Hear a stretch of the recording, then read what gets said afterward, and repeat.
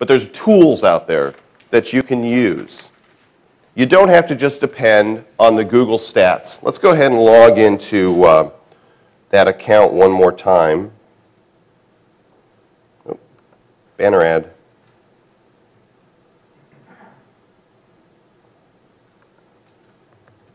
Google.com/AdSense.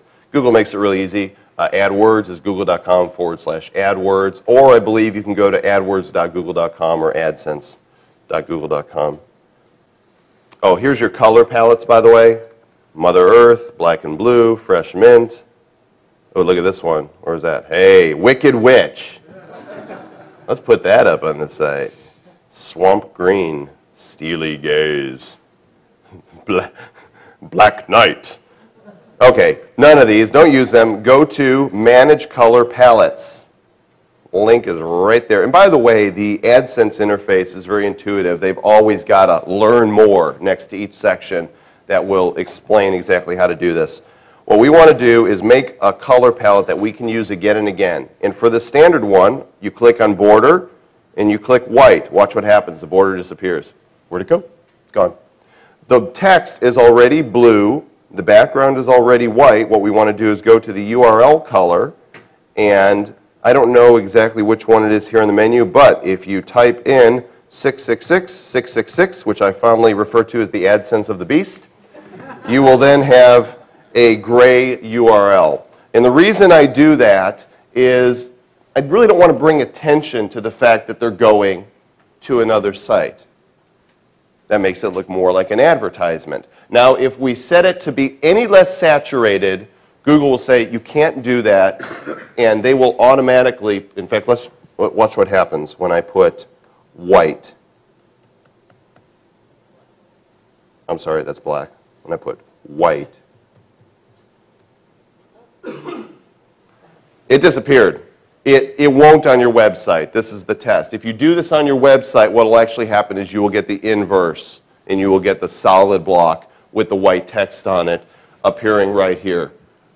I'm not sure why they let you do it in the test, because it will not appear like that. Once you get less than half saturated in your colors, they'll kick it out. So this is as light as you can go from white to black. It's very understated. Hopefully people don't really look at it. They look at the link and they look at the context, the content of the description, and they're going to click. Once you've got your color scheme set, you can give it your palette a new name. In this case, we're going to call this Joel's Best Color Scheme. And then I'm going to save it. You can make as many color palettes as you want. I've got multiple palettes. Now I'm going to go back to my layout code, and when I scroll down to color palettes, look at that. It's there. Automatically going to use that one.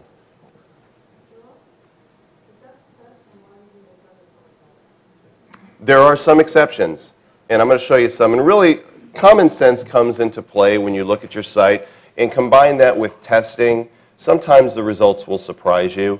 It's like Armin telling me that red is working for him. That surprises me, and so I've tested it in a limited run. I have not found the same thing, but apparently for his site and his visitors, it's been effective. It's more of an art than a science, once you know the basics. Let's go to channels. Now, I've already got a few channels set up for a few of the different sites, but let's say I'm setting up a new blogger website, and I'm going to call it Monkey Underwear, because that seems to be the, I know everybody's going to go home and make a site about monkey underwear now. I'm good with it. So I'm going to go to Custom Channels, and I'm going to call it Monkey Underwear. And I'm going to say create that channel. The reason you create channels is to track your AdSense campaigns across different sites or different pages. If all your stats are aggregated into one lump sum, then you're not going to know how many times that banner showed on this page versus this page, or this site versus this site. If you want to test one kind of ad block versus another ad block, channels let you do that. Just think of it as segmenting your AdSense campaign. So now we are going to make a piece of code, and I'm going to say let's make a large rectangle ad using my best color scheme palette and put in it's for the site monkey underwear. Right click, copy, paste it on your site. The ad will show up the way we want it to look in the size that we told it to use, and it's going to track that site separately with that channel. A basic HTML tutorial would probably come in handy if you go online and search for HTML tutorials. There are so many HTML for dummies, which is perfect for me, out there that will take you step through step on basic HTML. I don't have time to give an HTML tutorial now. Video Professor. Video Professor is a good site to go to. Judy? W3schools.com. That's right. It's an excellent site.